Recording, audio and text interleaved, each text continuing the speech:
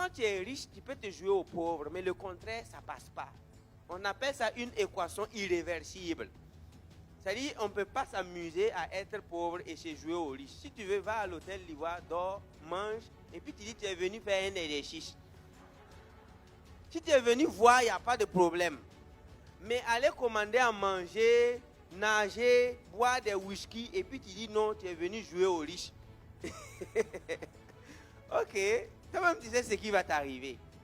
Mais par contre, quelqu'un qui a sa suite à l'hôtel Livoire peut décider de descendre dans le quartier le moins chic d'Abidjan, manger à ticket poisson thon, peut-être même manger à ticket sans poisson.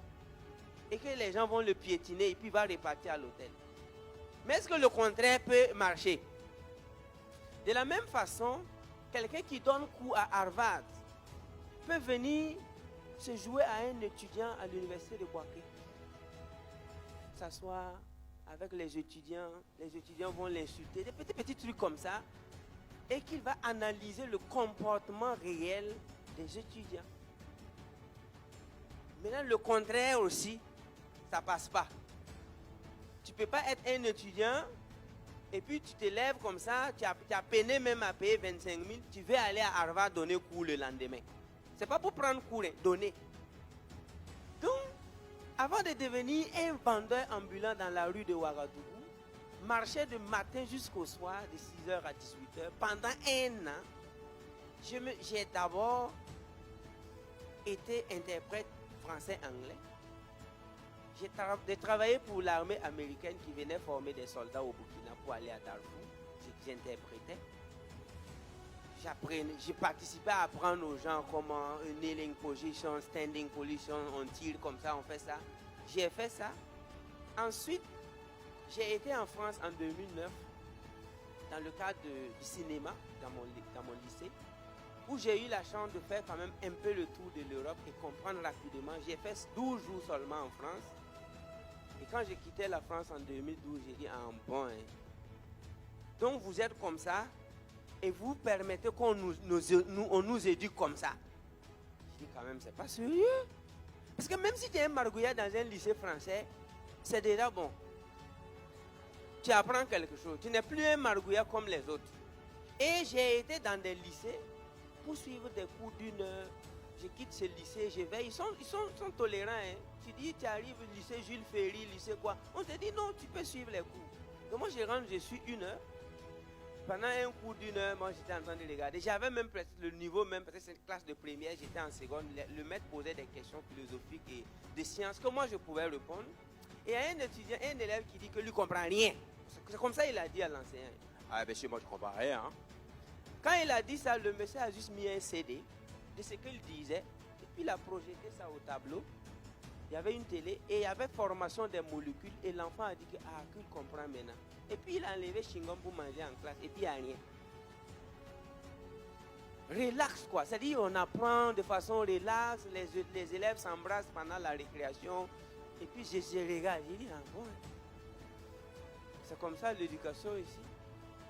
Du coup, et après ça, j'ai été encore star de la télévision au Burkina de 2010 à 2013. Bon, star, c'est trop dit. Mais j'animais des émissions en anglais. Ce qui s'appelle Tonight. Et chaque fois quand je dois passer, les gens se connectent pour regarder la télé. 2010. Donc j'arrive, j'interprète les chansons de Lucky Dubé, Michael Jackson, tout en français pour les gens. Et je fais des débats. Après ça, avec les Américains, j'ai quand même dormi dans les... J'ai interprété pour l'Union africaine.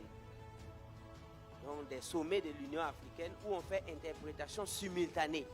Les gars, ils parlent, toi tu as des casques et tu parles dans la cabine et ceux qui ne comprennent pas mettent les trucs et tu dois être rapide parce que celui qui parle ne regarde même pas comment toi tu dois t'adapter dans la cabine. Donc tu dois être 3 fois rapide même que celui qui parle. Moi j'ai fait ça pour l'Union africaine. Et ensuite,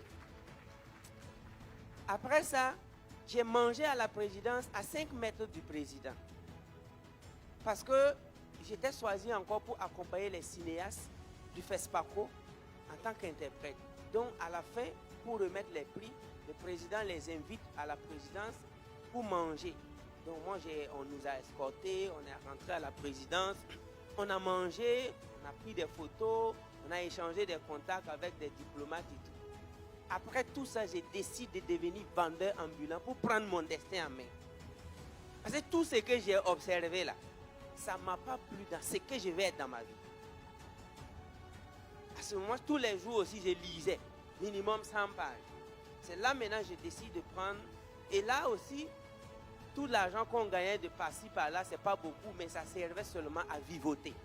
Je n'ai pas dit à vivre, à vivoter, c'est-à-dire manger, boire, dormir.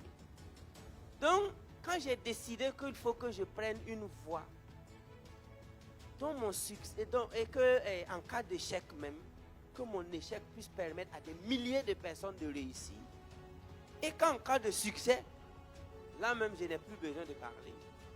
J'ai décidé de descendre dans la rue. Pas que j'ai laissé beaucoup d'argent dans mon compte pour descendre, hein, mais j'ai dit je ne veux plus avoir de l'argent de cette manière-là. Attendre des interprétations, attendre des missions. Il faut toujours attendre qu'il y ait, que quelqu'un d'autre crée une opportunité pour que toi tu rentres avant nous. Je dis c'est fini. J'ai décidé d'être vendeur ambulant. Je n'avais même pas 200 francs pour prendre des produits. Donc je vais marcher 10 km pour aller à Ouidé, à Ouaga, pour aller voir un monsieur que j'ai rencontré en 2012. Et dans ça aussi même, je profite pour dire aussi que avant de faire la vente ambulante, j'étais président des étudiants à l'université. J'étais président du club d'anglais, président du club cinéma, président du club informatique. Donc dans tout établissement que j'ai mis pied, les margouillas même me connaissent à la porte. Quand je rentre, je ne parle pas des vigiles, tout le monde. Je ne connais pas une seule école où j'ai fréquenté. J'ai été chef de classe du CM2 jusqu'à ce que j'arrête l'école. Jusqu'à ce que je dise merde à l'école, j'ai toujours été chef de classe. Donc il n'y a pas un enseignant au Burkina qui m'a enseigné, qui dit que cet étudiant, cet élève, je ne le connais pas. Tout le monde, à moins que tu n'étais pas dans ma classe. Je suis chef de classe, je suis président des étudiants. Et l'école où on fréquentait après le bac, c'était l'école où on doit se cravater. Bon, c'était la plus chère, 500 000 francs. Et là encore, je trouve le moyen d'être président encore, pour me faire connaître par tout le monde. Et après, j'ai décidé de devenir vendeur ambulant avec des sachets dans ma main, du matin jusqu'au soir. Tout le monde, on dit qu'il a pété plomb, que ça ne va pas ici.